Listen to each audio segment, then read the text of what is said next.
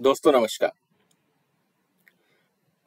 अब supreme court में एक मुद्दा केजरीवाल साहब ने और फाइल किया है कि वो अपनी मनमर्जी से जिन अधिकारियों का ट्रांसफर करना चाहते हैं, एलजी या भारत सरकार उसका समर्थन नहीं कर रही है। दोस्तों अब सवाल ये है कि क्या मुख्यमंत्री या मंत्री अपनी मनमर्जी से किसी भी अधिकारी का ट्रांसफर कर सकता है? क्या इतनी पावर किसी भी मुख्यमंत्री या मंत्री के पास है? ये इसलिए जानना जरूरी है क्योंकि भारत सरकार या राज्य सरकार किसी की पर्सनल प्रॉपर्टी नहीं है, और अगर ऐसा होता है तो देश में अराजकता फैल सकती है, करप्शन बढ़ सकता है, सिस्टम्स कोलैप्स हो सकते हैं। ये मैं नहीं कह रहा हूं, ये कुछ डॉक्यूमेंट मैं आपके सामने रख रहा हूं। आज मैं आपके सामने 4 डॉक्यूमेंट रखूंगा। पहला, एक सुप्रीम कोर्ट का जजमेंट है 31 अक्टूबर 2013 का। बहुत इंटरेस्टिंग जजमेंट है, वो मैं आपके सामने उसके कुछ मुख्य बिंदु रखूंगा। उसमें सुप्रीम कोर्ट ने कहा है कि अधिकारियों का टेन्योर एक फिक्स टेन्योर होना चाहिए।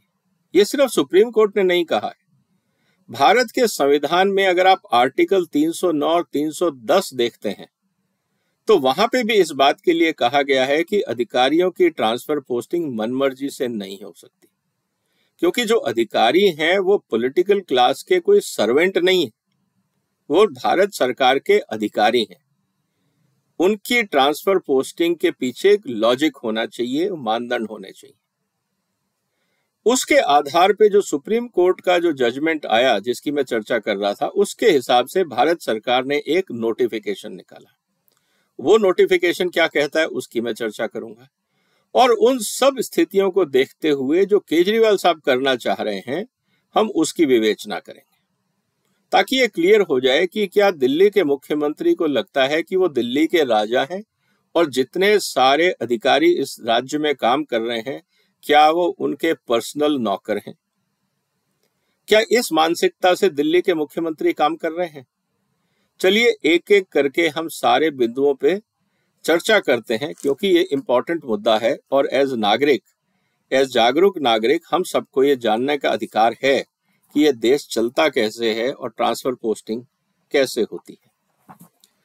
दोस्तों सबसे पहले तो हमें ये देखना होगा कि दिल्ली का जो निर्माण हुआ एज ए स्टेट, जो एक यूनिक स्टेट पोजीशन है, क्योंकि इसमें सेंटर का भी दखल है और ये एक यूटी का पार्ट भी है, तो जो एक यूनिक पोजीशन है दिल्ली की, जिसको सुप्रीम कोर्ट ने भी एंडोर्स किया है अपने जजमेंट में, वो क्या कहता है?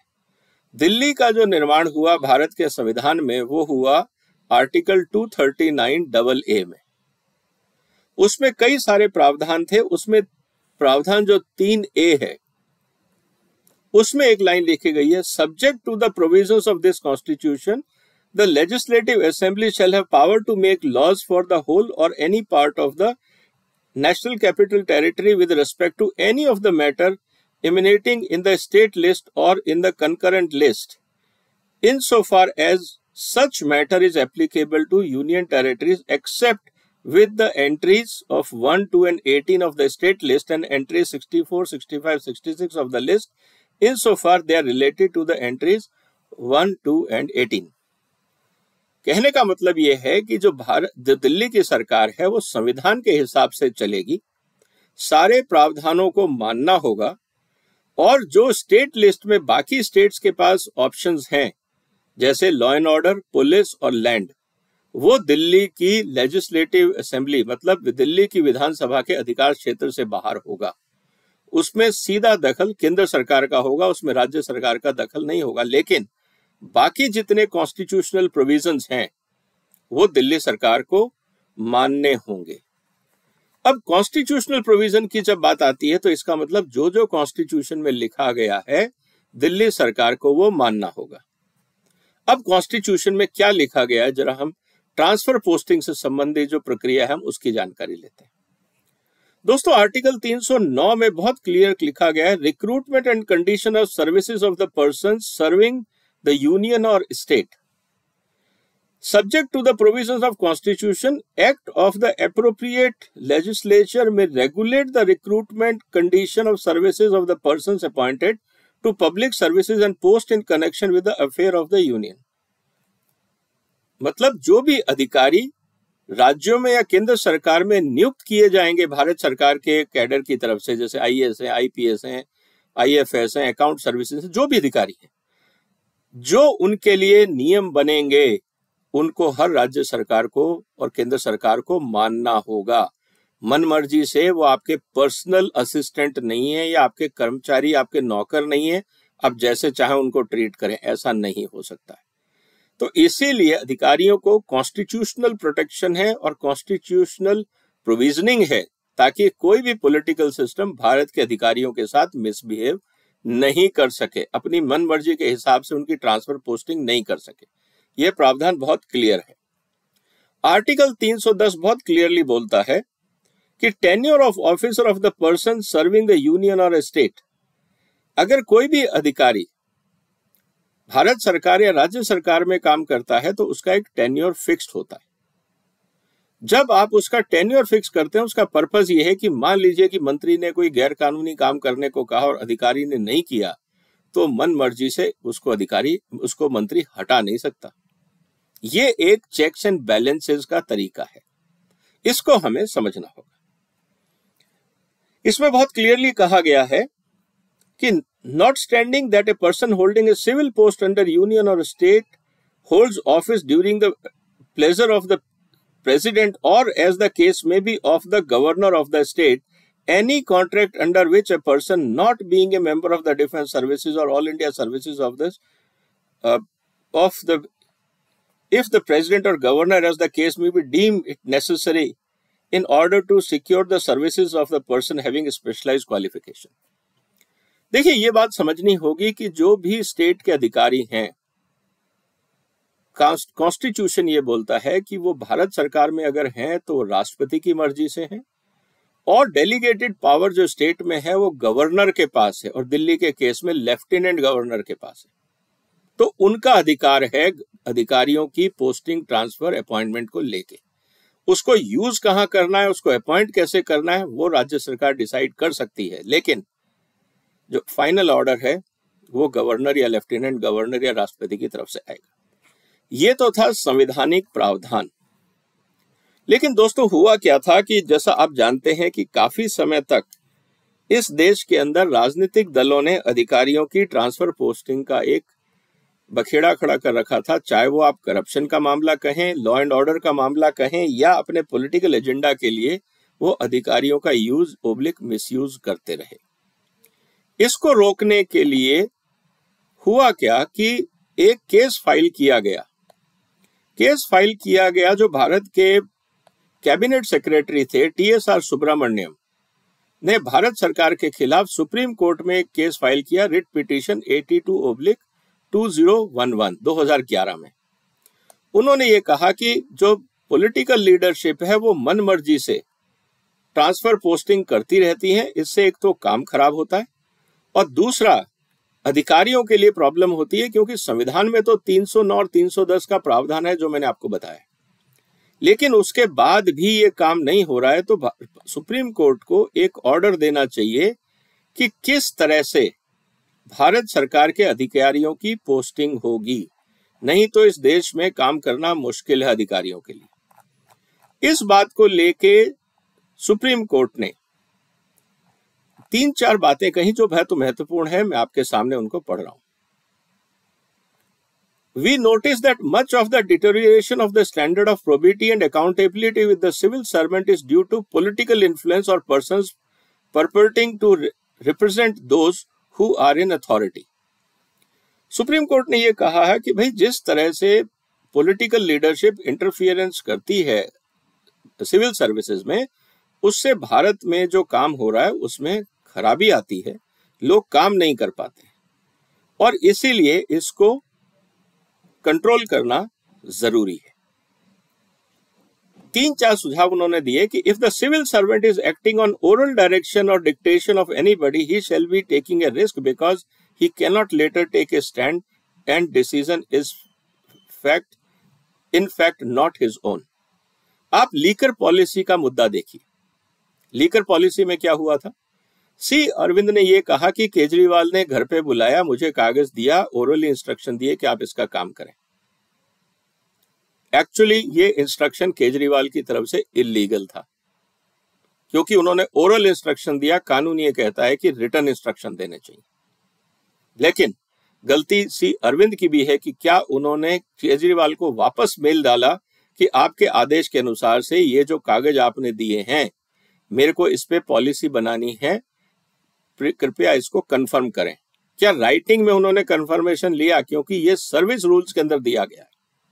लेकिन अधिकारी पॉलिटिकल मास्टर्स को खुश करने के लिए इस कानून का उल्लंघन करते हैं और खुद प्रॉब्लम में आ जाते हैं, क्योंकि बाद में पॉलिटिशियन बड़ी आसानी से नकल जाता है, ये कह के मैंने तो कहा ही नहीं था। इसीलिए ये प्रावधान बनाया गया है कि आपको इस बात को मानना पड़ेगा और लिखना पड़ेगा कि आपको ओरल इंस्ट्रक्शन दिए गए। तो अगर मंत्री आपको ओरल इंस्ट्रक्शन दे रहा है तो आप वापस ऑफिस जाके उसको राइटिंग में रिकन्फर्म करिए, ताकि कल को अगर दिक्कत हो तो आप वो रिटर्न ईमेल या डॉक्यूमेंट या चिट्ठी कोर्ट में दिखा सके कि साहब मेरी गलती नहीं थी, ये मंत्री के आदेश पे किया गया है। लेकिन हमारे अधिकारी अनफॉर्चुनेटली शॉर्टकट लेते हैं और बाद में खुद कोर्ट केसेस में फंस जाते हैं, जो एक गलत धारणा है और गलत बात है। Oral and verbal instruction, if not recorded, could not be provided. By acting on oral direction, not recording the same, the rights guaranteed to the citizens under the RTI could be defeated. Supreme court ने यह भी कहा है कि अगर आप file noting नहीं करते हैं कि किसने आपको आदेश दिया, तो आप आरटीआई में कैसे बताएंगे कि किसने दिया।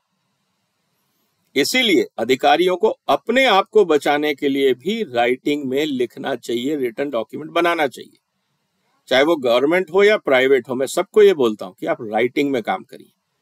फोन पे आप काम करते हैं, व्हाट्सएप पे आपने काम कर दिया जिसका कोई एविडेंस नहीं है, डॉक्यूमेंट्री प्रूफ नहीं रहता, थोड़े समय बाद आप खुद अपने लिए समस्याएं इनवाइट कर रहे हैं, इससे बचें। तो इसीलिए उन्होंने ये कहा है कि अगर आपको इस तरह का पर्पस है, सुप्रीम कोर्ट का इंस्ट्रक्शन ये है कि we therefore direct all the state governments and union territory to issue directions like rule 3.3 of the all India service conduct rule in the respective state which will be carried out in 3 months। मतलब आप एक तो सारे अधिकारियों को बोलिए कि writing में काम करें, ये ओरल जबान खाता जो आप करते रहते हैं ये गलत है, ये नहीं होना चाहिए। रही बात ट्रांसफर पोस्टिंग की, तो उन्होंने कहा कि we therefore direct the union state governments and union territories to issue appropriate direction to the securing providing of minimum tenure of services to various civil servants within a period of 3 months। तो supreme court ने कहा कि tenure जो officers का है उसको secure करिए, ये मनमर्जी से नहीं चल सकता। जब सुप्रीम कोर्ट ने ये कहा तो फिर उस पे एक ऑर्डर इशू हुआ। 28 जनवरी 2014 को department of personal and training ने एक GSR 67/(E) ये एक नोटिफिकेशन इशू किया। उसमें लिखा था पोस्टिंग का प्रावधान। All appointment of the cadre officer shall be made on recommendation of the civil services board as specified in the schedule. अब इंटरेस्टिंग चीज देखिए, मुख्यमंत्री या मंत्री अपनी मनमर्जी से पोस्टिंग ट्रांसफर नहीं कर पाएंगे। अगर उनको करना होगा तो उनको सिविल सर्विसेज बोर्ड जो चीफ सेक्रेटरी के तहत है उसको कहना होगा कि मुझे इस ऑफिसर की जरूरत नहीं है। और अगर मान लीजिए कि इस तरह की रिक्वेस्ट जाती है तो वो राइटिंग में जाएगी। और मान लीजिए कि वो अधिकारी 2 साल से कम पहले, उसका मतलब कि टेन्योर अगर 2 साल का है और उसको पहले मान लीजिए मुख्यमंत्री या मंत्री हटाना चाहते हैं, तो उनको राइटिंग में देना होगा कि उनको क्यों हटाना है। A cadre officer appointed to any cadre post shall hold the minimum at least 2 years unless in the meanwhile he is transferred, promoted, retired or gone for training for more than 2 months। अगर आप किसी भी officer को, मान लीजिए आप health secretary बना रहे हैं, एजुकेशन सेक्रेटरी बना रहे हैं, कहीं पे भी अपॉइंट कर रहे हैं, तो वो कम से कम 2 साल वहां रहेगा। ऐसा नहीं है कि मुख्यमंत्री को शक्ल पसंद नहीं आई तो आदमी हटा दिया, उसकी बात नहीं मानी तो आदमी हटा दिया। आप ये नहीं कर सकते। The competent authority में रिजेक्ट द रिकमेंडेशन। अब ये जरूरी नहीं है कि सिविल सर्विसेज बोर्ड जो है वो मुख्यमंत्री की बात माने। लेकिन अगर मुख्यमंत्री को लगता है कि सिविल सर्विसेज बोर्ड जो बनाया गया है ट्रांसफर पोस्टिंग के लिए, जिसमें चीफ सेक्रेटरी उसके चेयरमैन है, सीनियर मोस्ट एडिशनल सेक्रेटरी और chairman of board of revenue या फाइनेंस कमिश्नर उसके मेंबर हैं, और डिपार्टमेंट जो पर्सनल सेक्रेटरी हैं, डिपार्टमेंट ऑफ सर्विसेज या पर्सनल, वो होंगे मेंबर सेक्रेटरी। ये 3 लोगों की बोर्ड बनेगी। अगर इस बोर्ड ने किसी अधिकारी का रिकमेंडेशन किया है या एक बार उसकी पोस्टिंग हो गई है और मान लीजिए मंत्री या मुख्यमंत्री कहता है मुझे उसकी जरूरत नहीं है, तो उनको मुख्यमंत्री को रिटर्न में देना पड़ेगा कि क्या ये हुआ है नहीं। फिर जब वो रिटर्न में आएगा मुख्यमंत्री या मंत्री की तरफ से कि इस अधिकारी को क्यों हटाना है, उस पे वापस सिविल सर्विसेज बोर्ड उस पे मंथन करेगा और डिसीजन लेगा। जरूरी नहीं है कि मुख्यमंत्री ने कहा तो उसको माना ही जाए। और जो भी प्री मैच्योर ट्रांसफर होता है टेन्योर से, उसकी रिपोर्ट केंद्र सरकार को भेजनी होगी। उसका एक पूरा प्रोसीजर है ताकि अधिकारियों के साथ कोई भी पॉलिटिशियन मनमर्जी ना कर सके। यह है भारत के कानून के हिसाब से प्रावधान। अब आते हैं मुद्दे पे कि केजरीवाल का केस क्या है। केजरीवाल ने सेक्रेटरी सर्विसेज को, मिस्टर मोरे को, जैसे ही सुप्रीम कोर्ट का ऑर्डर मिला 1.5 से 2 घंटे के अंदर उनका मार्चिंग ऑर्डर दे दिया। सवाल यह है, क्या केजरीवाल ने सिविल सर्विसेज बोर्ड को लिखा? क्या सिविल सर्विसेज बोर्ड ने उस पर मंथन किया? क्या केजरीवाल ने, अगर मोरे साहब का टेन्योर पूरा नहीं हुआ था तो राइटिंग में जस्टिफिकेशन दिया वो क्यों हटाना चाहते हैं? अगर नहीं किया तो केजरीवाल ने गैर कानूनी काम किया। उसको पोस्टिंग को एक्सेप्ट नहीं किया जा सकता, उनकी डिमांड को एक्सेप्ट नहीं किया जा सकता एज पर कानून। तो सुप्रीम कोर्ट क्या अब ये कहेगा कि नहीं, केजरीवाल कॉन्स्टिट्यूशन से सुप्रीम है? अब सुप्रीम कोर्ट इस मुद्दे को कैसे एनालाइज करेगा ये आने वाले दिनों में समझ में आएगी, पहली बात। दूसरा जो सबसे इंपॉर्टेंट चीज ये है कि थोड़े दिन पहले ही सुप्रीम कोर्ट ने जब इलेक्शन कमिश्नर मिस्टर गोयल का अपॉइंटमेंट भारत सरकार ने रातों रात किया था, तो सुप्रीम कोर्ट ने उस पर एक संज्ञान लेते हुए कहा था कि इतनी जल्दी आप एक ऑफिसर का इवैल्यूएशन कैसे कर सकते हैं। तो सवाल यह है कि केजरीवाल साहब को 1 घंटे में कैसे पता लग गया जैसे ही सुप्रीम कोर्ट का जजमेंट आया कि ऑफिसर काम का नहीं है। तो सुप्रीम कोर्ट को अपने ही 3 निर्णयों के ऊपर इवैल्यूएशन लेना होगा। एक टीएसआर सुब्रमण्यम का जो केस है, जिसकी मैंने आपसे चर्चा करी 31 अक्टूबर 2013 का, क्या सुप्रीम कोर्ट उस ऑर्डर को सही मानता है या नहीं? सुप्रीम कोर्ट का अपना ऑर्डर है। पहला, जो कानूनी प्रावधान है सिविल सर्विसेज बोर्ड और उसके काम करने की शैली को क्या सुप्रीम कोर्ट सही मानता है या गलत, जो सुप्रीम कोर्ट के आदेश पे ही बनाई गई थी। और तीसरी, जो ऑब्जर्वेशंस इलेक्शन कमिश्नर के समय में सुप्रीम कोर्ट ने दी थी कि किस तरह से अपॉइंटमेंट हो रहे हैं उचित नहीं है, क्या वो केजरीवाल के ऊपर लागू होगा या नहीं।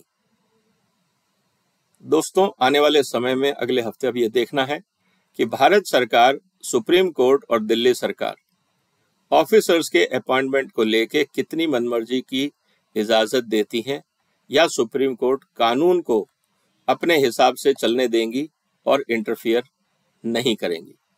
देखना यह है कि क्या सुप्रीम कोर्ट नई व्याख्या करता है या एग्जिस्टिंग जो एस्टैब्लिश्ड प्रोटोकॉल्स हैं उसी को इंप्रूव करता है और केजरीवाल को कहता है कि आप देश के कानून के हिसाब से चलें, आप मुख्यमंत्री हैं, मालिक नहीं है। आपको फिर भी कॉन्स्टिट्यूशन और कानूनों को फॉलो करना होगा, आप इनसे ऊपर नहीं हैं। अब केजरीवाल, उनके वकीलों की दलीलें क्या आती हैं, आप भी देखेंगे, हम भी देखेंगे। आपने वक्त निकाला, आपका धन्यवाद। इस चैनल को सब्सक्राइब करें। अगर आपको लगता है जानकारी जनता को, हमारे साथियों को, नागरिकों को जाननी चाहिए तो आप इसको शेयर करें और इस चैनल को सब्सक्राइब करें। फिलहाल धन्यवाद। वंदे मातरम।